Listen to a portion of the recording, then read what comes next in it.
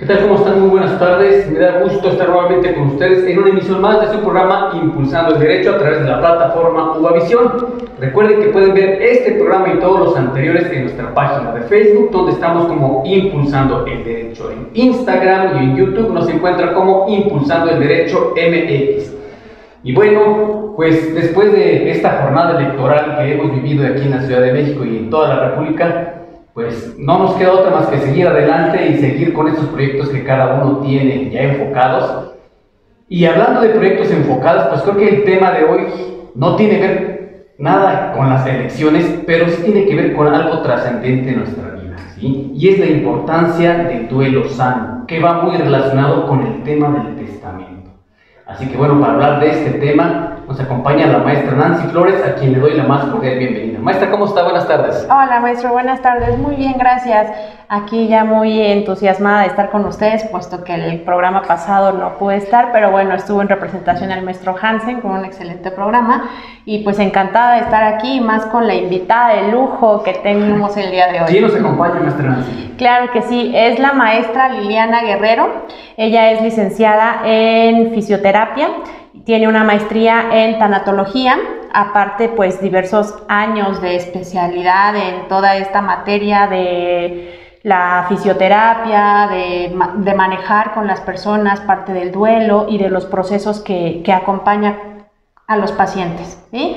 Entonces, aparte, pues es una muy buena amiga y deben saber que su agenda está muy apretada porque este programa lo teníamos para desde hace no sé, 4 o 5 meses, pero bueno, hasta el día de hoy afortunadamente, pues es que tuvo la oportunidad de acompañarnos y platicar de un tema muy interesante, maestro, que nos importa a todos como, pues somos como una familia y como la sociedad, ¿no? Claro, como el nombre de la sección que tiene usted, Derecho, Familia y Sociedad.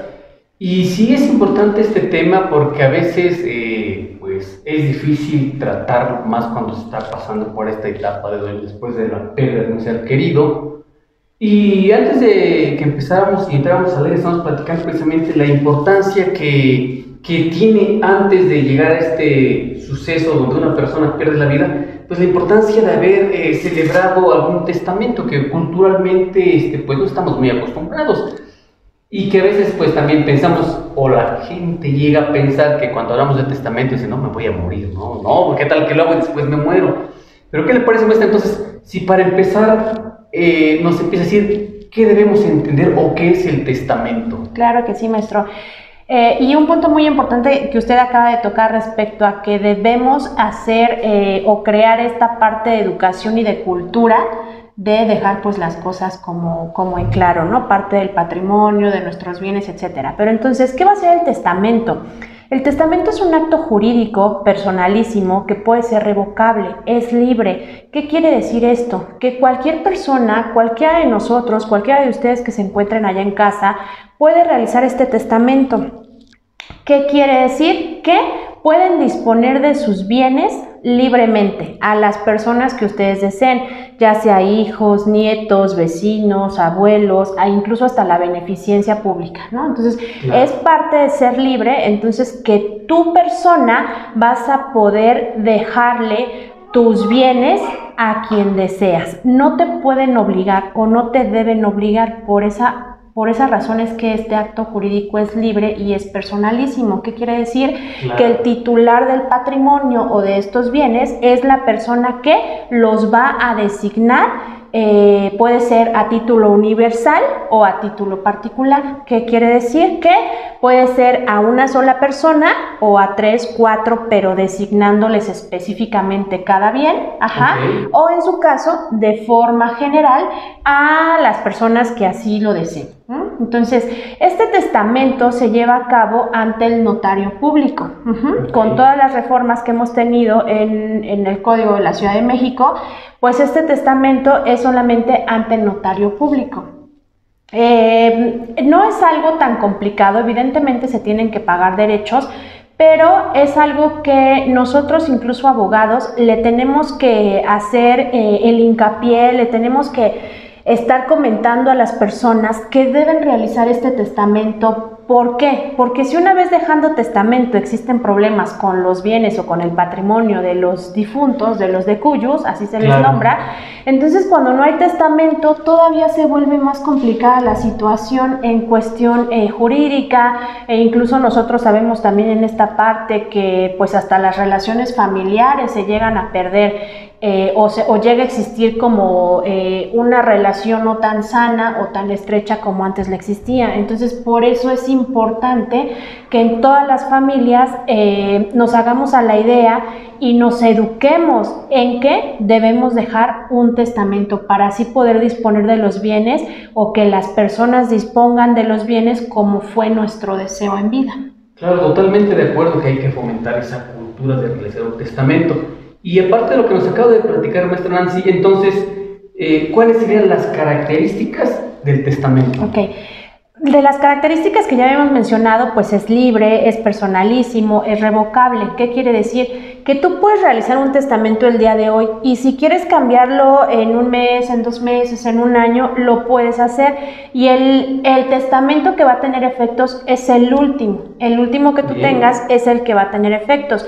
Aparte de todas esas características, pudiéramos decir que se necesita como tal un consentimiento, o sea, que la persona que está realizando el testamento se encuentre en la total disposición de dejárselo a la persona que así desee, o incluso a alguna institución, etcétera. Entonces, a partir de eso y hablando de estas características, podemos decir que entonces ¿es un acto jurídico unilateral? Exacto, se me olvidó, gracias maestro. Es un acto jurídico unilateral, incluso de los pocos actos jurídicos que tenemos unilaterales, donde solamente una persona es la que va a decidir sobre esa voluntad, en este caso de del patrimonio. Entonces sí es un acto jurídico unilateral. ¿Por qué? Porque solamente es una voluntad, a diferencia de otros contratos que son bilaterales, donde tenemos 2 voluntades, ¿no? Claro, pues al ser unilateral no requerimos de la voluntad de la otra persona si quiere o no, digamos, recibir lo que nosotros estamos dejando en herencia. Nosotros lo dejamos, ya si él decide o repudia la herencia. Repudiarlo en cualquier momento. Es nuestra voluntad de dejárselo a quien queramos. Así es, entonces es mi voluntad designarle los bienes a tal persona para que él disponga de esto, o en su caso para que haga la repartición, etcétera, ¿no? Que es lo que pretendemos. Ya de ahí que se lleve a cabo, pues ya es totalmente distinto, ¿no? Pero sí, ya no quiere decir que porque te dejan una herencia ya tienes como tal ese patrimonio. No, aquí ya falta también ver en esta parte del proceso jurídico, checar si realmente quieres obtener este patrimonio que te han dejado. Claro. En caso de que no, pues como mencionaba el maestro, pues ya lo repudias, ¿no? Entonces no me interesa, así estoy bien, gracias, y no quiero esta parte. Ya posteriormente durante el proceso se vería también qué se realiza respecto a ese patrimonio, pero por lo tanto tienes la elección de elegir si quieres tenerlo o en su caso no quieres tenerlo, porque también una parte muy importante es que no solamente se adquieren los bienes o el patrimonio, sino que también se pueden adquirir deudas, ¿no? Entonces también es la parte por la cual algunas personas pues prefieren repudiarlo y es muy respetable esta parte, claro, pero ya dependerá de ustedes y de cada caso en concreto. Claro. Es muy importante también, maestra, que estaba mencionando y no quiero que se nos vaya a escapar, que a veces cuando una persona sabe que ya está incluida en un testamento, ya se siente dueña de ese bien, y creo que sí es oportuno que nos precise esta parte, porque muchas personas ya están vendiendo y dicen, no, ya no les dejo el testamento, cuando tú ves que el testador ni siquiera ha fallecido. Claro, sigue en vida y nada más se enteró que por ahí está el testamento, o le dijo, te heredo en vida también, y ya se siente dueño. Y es mío, sálganse, ¿no? Exacto, sí, esto es muy importante, maestro, y qué bueno que lo refiere, porque es importante aclarar, no por el hecho de que tú estés nombrado en un testamento, como lo que sea, legatario, heredero, etcétera, no quiere decir que ya el bien es tuyo, o esos bienes, o ese patrimonio que te designaron, ¿no? Para que sea tuyo, pues tiene que pasar por todo un proceso y que realmente se hayan cumplido con ciertas etapas de estos procesos sucesorios que existen. Entonces, hasta que no exista como tal también una sentencia que te acredite a ti como beneficiario o como dueño de estas propiedades, pues entonces es que puedes decirte tú propietario. Sin embargo, no vas a ser tu propietario si estás designado nada más en el testamento, ¿no? O sea, no va a ser así. Entonces también es parte en ocasiones de que las personas suelen actuar como con alevosía, con cierta ventaja, se pudiera decir, en el sentido de que porque piensan que ya están nombrados en un testamento, pues ya pueden hacer y disponer todo, ¿no? Incluso hemos, en esta práctica laboral, pues nos ha tocado ver desafortunadamente cómo incluso la persona todavía no fallece, pero los hijos ya se están peleando por esas propiedades e incluso ya hasta quieren sacar a los propietarios, ¿no? Porque dijeron, ya es mío, me toca, y entonces le pagamos una asistencia a nuestros papás para que se vayan. Entonces digo, tampoco es esa parte en la que muchos o algunas personas pudieran incluso ayudarles, ¿no? O sea, no, eso tampoco lo debemos hacer. ¿Por qué? Porque debemos respetar la voluntad y aparte debemos respetar que alguien más es propietario de esos bienes, ¿no? Sí. Ahora bien, hablamos que la persona pudo o no haber dejado testamento. Llega el momento en que desafortunadamente fallece y a veces vienen los problemas porque no dejó testamento. Y a veces muchas personas dicen, bueno, eso lo resolvemos después. Otras son más prudentes, bueno, estoy en esta etapa de duelo, lo dejamos pasar, después lo vemos. Pero qué importante, una vez que fallece esa persona que haya o no dejado testamento, entramos a esta etapa en donde la familia pues obviamente está sufriendo una pérdida que pues prácticamente es dolorosa. Pero a mí me gustaría que nos dijera la maestra Liliana, ¿qué es ese duelo? ¿Qué debemos entender por duelo? Claro que sí. Primero, muchas gracias por la invitación. Gracias a la maestra Nancy. Un placer estar aquí con ustedes y compartir un poquito de esto. Pues bien, el duelo es un proceso que sucede cuando existe una pérdida. No necesariamente tiene que ser una pérdida del fallecimiento de un familiar o de alguien cercano. Puede ser una pérdida de una mascota, de un objeto, algo en lo que yo le haya puesto un valor. No es lo mismo si yo voy a una papelería, por ejemplo, y pierdo la pluma que me acabo de comprar, a que perdí la pluma que me dio mi abuelo el día que me gradué y que lleva para mí algo importante. Ahí también voy a tener un duelo. Claro. Entonces, un duelo es un proceso ante cualquier pérdida al que yo le haya sumado o agregado un valor. Partiendo de eso y retomando ahorita la pérdida de las personas, un duelo es el proceso que va a tener una persona ante la muerte de un familiar o de una persona cercana a la que estimaba o a la que le tenía cierta importancia, cierta estima. ¿Existe, digamos, un tiempo determinado, bueno, para superar esa etapa de duelo, tomando en cuenta que obviamente es una pérdida que se siente? No hay un tiempo establecido. Se habla de que puede hablar de 6 meses a un año. Hay quienes dicen que hasta 18 años, dependiendo del autor. Ciertamente no hay un tiempo establecido. Hay quienes pasan por el duelo sin tener todas las etapas, saltándose de las etapas, y eso va a depender también del tipo de duelo que tengan. Hablando del tipo de duelo, tenemos por ejemplo el duelo normal, fallece una persona, puede ser 6 meses con estas etapas de duelo y después me reintegro sin problema a mi actividad normal. Tenemos el duelo anticipado. El duelo anticipado se da cuando es una persona que tiene una enfermedad progresiva o una enfermedad terminal y yo voy cerrando etapa con etapa conforme va avanzando esa enfermedad. Incluso después en algunos casos aparece hasta el sentimiento de culpa, porque cuando la persona fallece yo ya no tengo un sentimiento de tristeza profunda. Sí añoro, pero ya no me pongo en esas mismas etapas, pero por lo mismo, porque fue un duelo anticipado y esas etapas de la enfermedad me dieron a mí el tiempo para ir haciendo el cierre.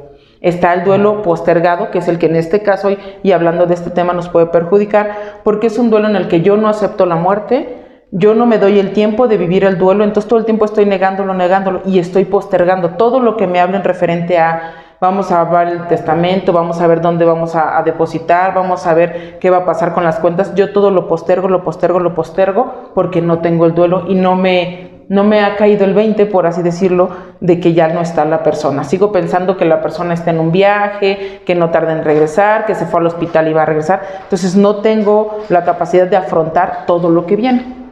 Y está el duelo patológico, que el duelo patológico es cuando ya la persona tiene más de un año de estar en esta etapa de crisis, de tristeza, pero va acompañado de que está fuera de la realidad. Esto quiere decir que no puede continuar con su vida normal, que no controla, por ejemplo, el llanto, que tiene problemas incluso ya de salud, ¿no? Porque entonces dejan de comer, dejan de dormir, ya no interactúan con el otro. Y eso es a lo que llamamos el duelo patológico. Nos acaba de hablar de 4 tipos de duelo.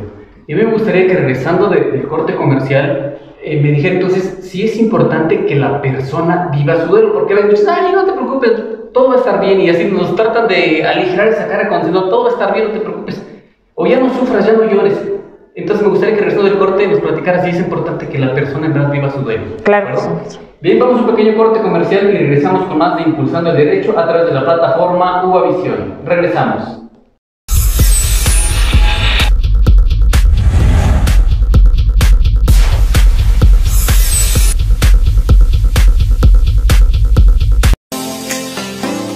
Para conseguir grandes cosas debemos no solo actuar, sino también soñar.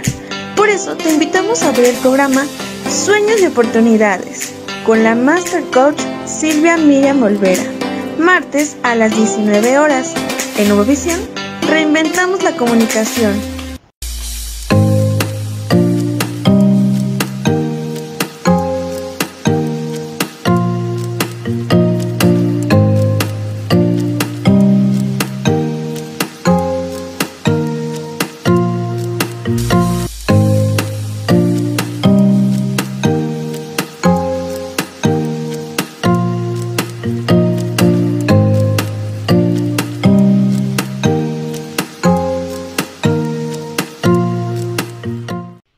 Bien, regresamos a Impulsando el Derecho y estamos platicando de la importancia de un duelo sano y previamente abordamos el tema que tiene mucho que ver con esto del testamento. Y antes de irnos al corte comercial, yo le preguntaba a la maestra Liliana que si es importante dejar que una persona sufra o viva esta etapa de duelo. Sí, claro que sí, es muy importante no frenar las etapas de duelo. Como repito, no todos pasan ni por el mismo duelo, ni por el mismo proceso, ni por las mismas etapas. Sin embargo, debemos de entender que al ser un proceso va a estar caracterizado por diferentes actividades o diferentes actitudes.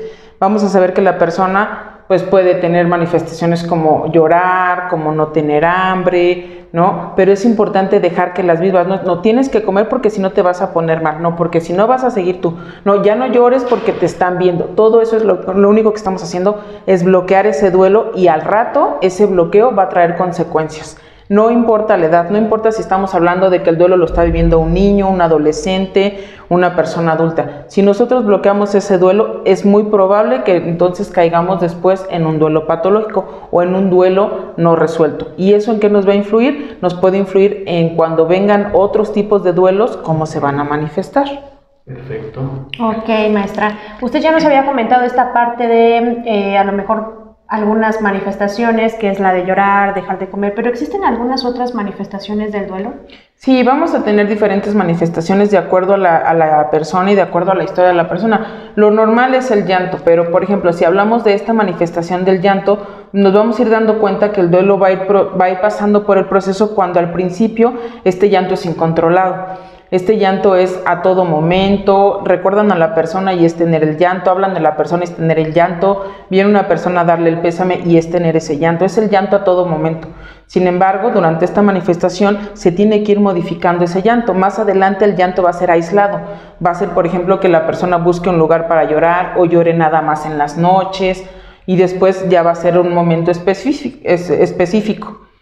También tienen alteraciones en el apetito, tienen dolor en el pecho, dolor de garganta, sensación de opresión, presentan fatiga, mucho cansancio, pero todo esto es parte de la manifestación del duelo, que si yo no lo dejo salir, si yo no lo trabajo, entonces sí puedo caer ya en una enfermedad.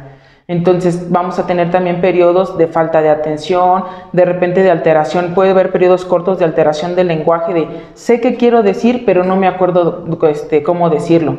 Problemas de memoria no severos de corto plazo, de es que yo me acuerdo que dejé las llaves en tal lado y no, pero por todo eso es por la misma distracción de no vivir el duelo y no debemos de incidir en, ay, no me acuerdo dónde dejé las llaves porque estaba yo en mi proceso y, ay, pues es que fíjate, es lo que tenemos que tener cuidado, es cómo tratamos a la persona que está viviendo ese duelo. Eso es lo importante para nosotros, saber cómo tratamos a la persona para que la persona, como ya lo había dicho el maestro, lleve su duelo completo, no frenarlo, para que nosotros no caer en un duelo patológico.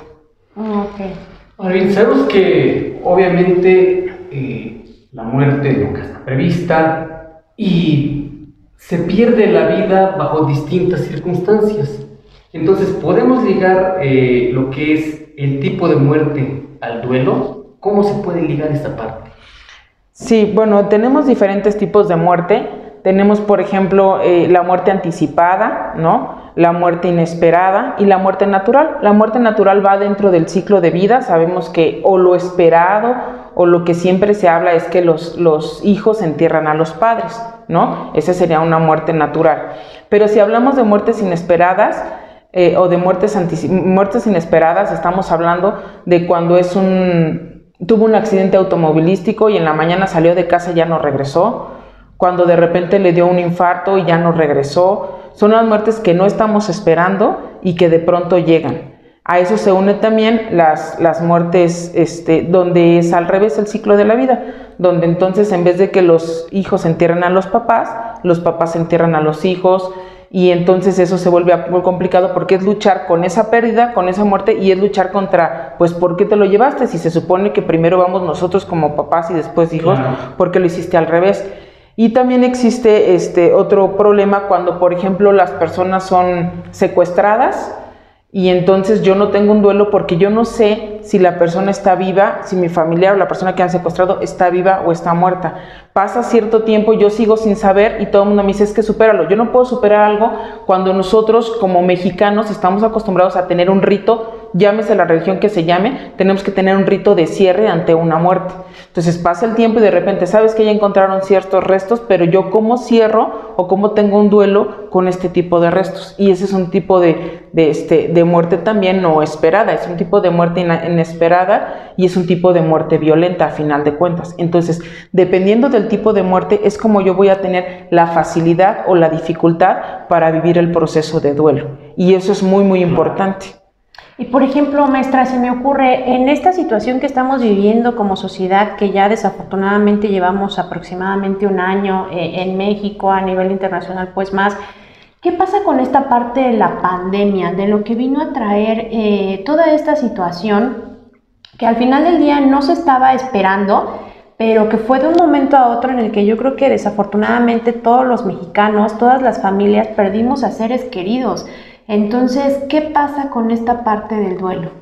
Bueno, de entrada hablamos de una muerte masiva, hablando como México, hablamos de una muerte masiva por toda la cantidad de muertes que hubo. Ahora, ya hablando de las familias en particular, tenemos un problema porque no tuvimos el cierre para tener un duelo sano. ¿A qué me refiero? Aunque moría un familiar, moría de manera inesperada, no me pude despedir, no lo pude volver a ver, era una sola persona la que tenía que acudir a hacer todos los trámites, la que tenía que reconocer el cuerpo y la que tenía que hacerse cargo de todo. No se permitían hacer no se permitía hacer el rito del velorio, hacer el rito del entierro. Entonces yo no cierro y me niego a esa muerte. Entonces puede ser que yo esté negando que esa persona haya fallecido, pero porque yo no lo vi, yo no lo viví, yo no tuve ese rito que normalmente tenemos, que el rito solo es un proceso para nosotros de aceptación a esa muerte.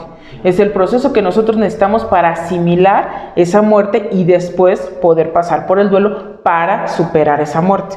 Entonces, al no tener esos ritos, al no poderme despedir, al que algunos hubo, que fue muy sonado, que sí les prestaban un celular o una tableta para despedirse, para decir eso, pero a muchos no, y a muchos un día tuvieron, ¿cuántos no conocimos que le hablaron un día, su paciente está muy bien, y al día siguiente su paciente falleció? Entonces es un encontrón, decir, como si ayer me dijeron que estaba bien, hoy me dicen que está muerto, ¿qué hago yo con todo esto que siento? ¿Qué hago yo con todo esto? Y además también sabemos que cuando una persona fallece, por circunstancias de la vida, acrecentamos todos los valores positivos. Y entonces es muy importante también manejarlo para que no tengamos ese sentimiento de culpa. Si yo lo hubiera llevado antes al hospital, si yo le hubiera hecho caso cuando me dijo no salgas, y eso también lo tenemos que trabajar, porque entonces nos puede bloquear estos procesos de decir, no, yo no acepto nada, yo no soy merecedor de tal situación, de tal propiedad, porque yo no hice lo suficiente por él en vida.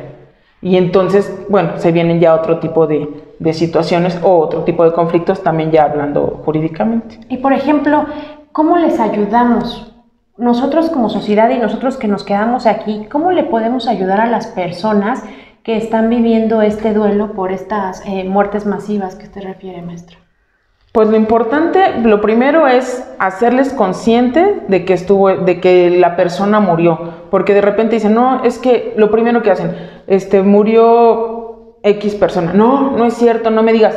O sea, esa es una parte del duelo, pero hacerles real, decirles sí falleció por esto, en estas circunstancias. No tenemos que dar todos los detalles. Es muy importante hablar de la muerte de acuerdo a la edad que nosotros o con el que nosotros estemos hablando. No le vamos a hablar de la muerte igual a un niño de 2 años que a uno de 6, que a uno de 10, que a uno de 12 y de ahí en adelante, ¿no?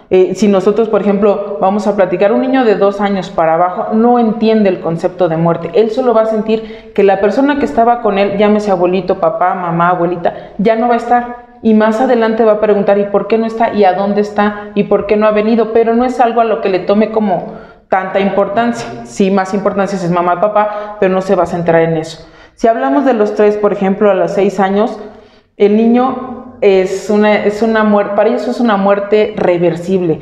Incluso si ustedes se han percatado, los niños juegan, ya me mataste, matan al monito, pero ya regresé, y lo vuelven a revivir, porque no entienden que el concepto de muerte es, se murió y ya no va a estar. Entonces ellos juegan con esa reversibilidad y pueden pensar que van a regresar.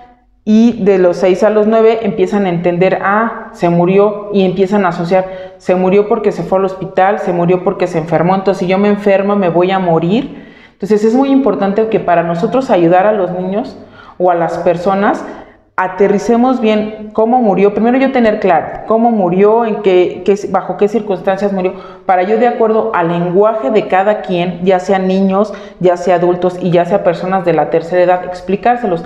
Tengo que darles la explicación de cómo fue que falleció dentro de los términos generales, tengo que darles el soporte. ¿A qué me refiero? Al soporte amoroso, de estar con ellos, de hablar de que si quieren llorar, lloren, si quieren enojarse, se enojen, pero yo tengo que estar ahí dándoles el soporte, tengo que platicar con ellos de lo que fue esa persona, de lo que le hubiera gustado a esa persona, y aquí se liga mucho a las creencias, de acuerdo a las creencias que tengan o que nos hayan inculcado, es como nosotros podemos abordar ese tema. Si tenemos creencias religiosas, pues bueno, se fue a tal parte, está con tal parte, o lo vas a ver en una estrella, para el caso de los niños, ¿no? Para el caso de adolescentes es tener el cuidado de, ya sabes que pues este tipo de situaciones pasan porque se agravó, pero mira, vamos a estar aquí, es normal, y darle su tiempo. Eso es lo más importante. Si no quieren conectarse o ir a la escuela en 2-3 días, adelante. Por eso incluso en los trabajos dan ese tiempo para que uno asimile la muerte, asimile lo que está pasando y pueda continuar. Si yo no le doy ese tiempo, no estoy pendiente de las señales que me está mandando, seguramente no vamos a poder dar ese brinco. Hace rato platicamos ya de los 4 tipos de duelo, y creo que al estar hablando de duelo, sí es importante entonces, maestra, que nos comente cuáles son las etapas del duelo.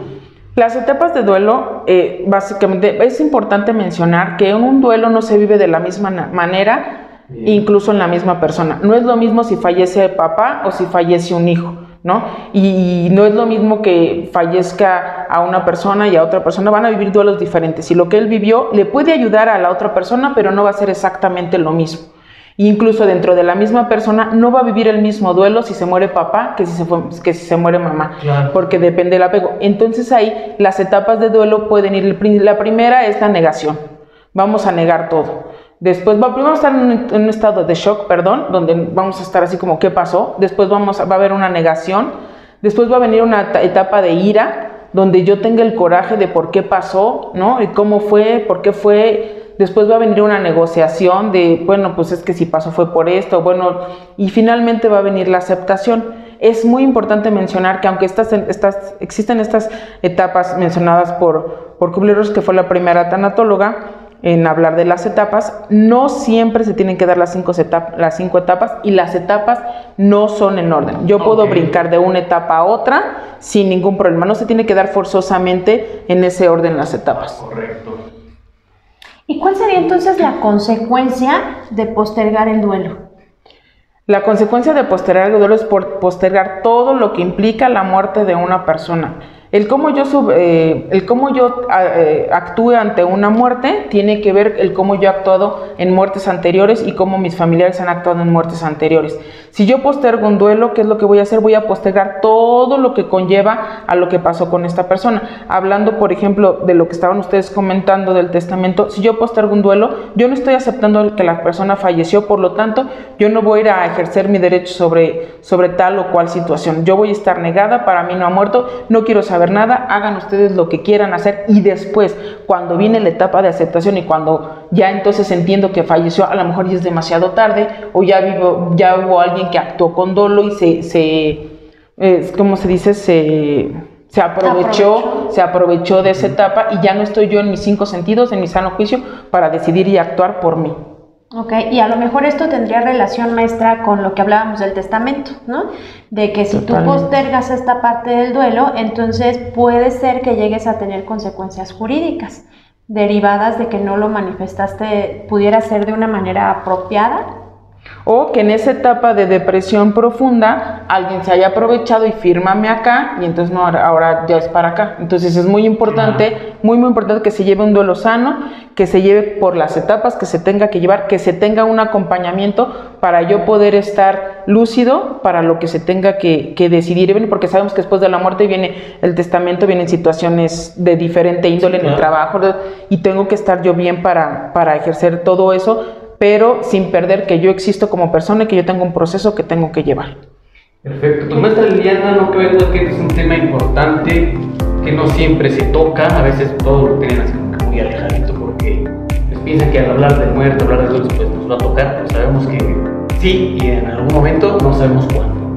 Entonces, maestra Nancy, yo le invito pues para que a salud del auditorio se le extrañó, que no vino la sesión pasada, y nos comparta sus redes sociales, números de contacto, y igual maestra Liliana también que nos comparta sus redes sociales y números de contacto para que quien pues quizás se encuentre en una situación como esta del tema que acabamos de hablar se pueda acercar a usted. Entonces, maestra Nancy.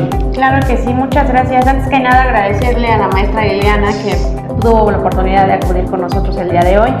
Hay muchos ya tipos de duelo, como nos comentaba, le agradezco de verdad porque pues hay infinidad de temas que pudiéramos hablar, pero muchas gracias por seguirnos, y recuerden que nos pueden encontrar en Configrafía, @Configrafía, o en Facebook Configrafía, o @NancyConfilegal, y nos encontramos en la consultoría Dr. Jiménez número 49, oficina 69, en Niños Héroes.